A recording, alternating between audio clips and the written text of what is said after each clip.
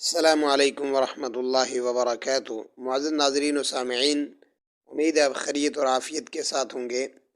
آج آپ حضرات کے لیے ایک اہم مسئلے کو لے کر حاضر خدمت ہوا ہوں۔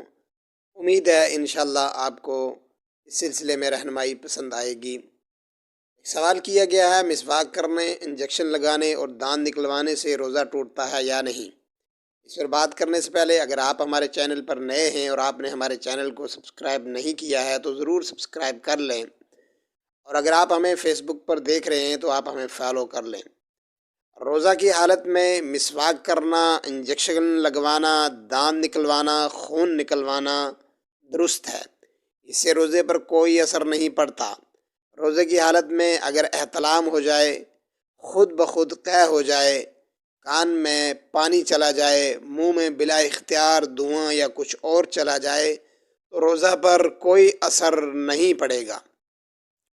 اسی طرح منہ میں لعاب جمع ہو کر معدے میں چلا جائے تو بھی روزہ درست ہے، یا ناک کا بلغم اوپر کھینچ لیا اور وہ معدے میں چلا جائے تو روزہ پر کوئی اثر نہیں پڑے گا۔